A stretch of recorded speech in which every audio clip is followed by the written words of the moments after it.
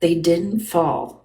They came here on purpose. There's a part of human history that doesn't fit neatly into timelines. Sudden advancements, ancient knowledge, civilizations that seemed to know too much too soon.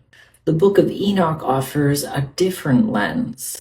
Everyone has kind of been told the same softened version of this story. Fallen angels, like it was some tragic accident, like they slipped. In the Book of Enoch, there is mention of 200 beings, and it doesn't describe a slip. It describes a decision, and not one of them wanted to go alone. And that's important, because even they knew what they were about to do crossed a line, and they did it anyway. 200 watchers, not demons, not humans, observers, watchers. They weren't sent here as punishment. They came by choice, not to destroy, but not to protect either, to influence, to accelerate, to disrupt. And from that moment, humanity changed. Some call them fallen angels. Some call them myths. Some call them giants.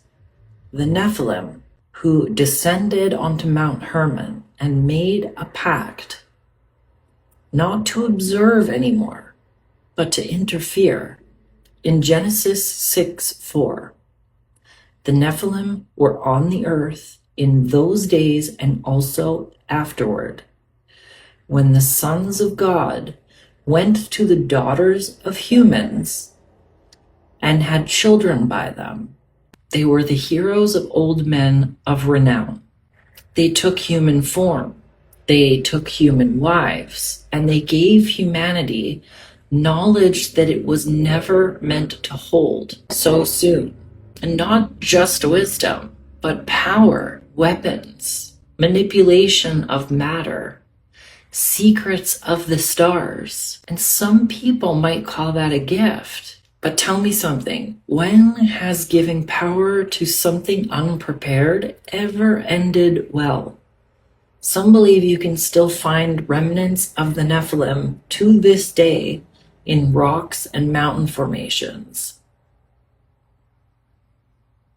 Whether you look at the giants of history literally or metaphorically, it reflects something entering a system that doesn't quite belong there, which leads to distortion, dominance, something out of proportion to the natural order. And it throws everything off.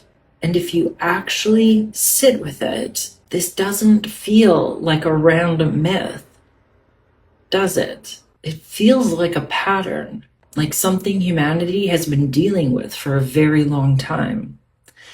Power introduction too early, knowledge without grounding, influence without accountability. And then we act surprised when everything feels off. People love to argue whether it's literal or symbolic, but that's the distraction, because either way, the warning is the same.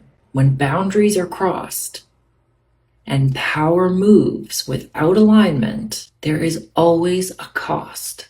So the real question isn't, did this happen exactly like this? The real question is, why does this story still feel relevant? Why does it still feel like it's echoing? Because not everything hidden is truth, and not everything that's visible is false.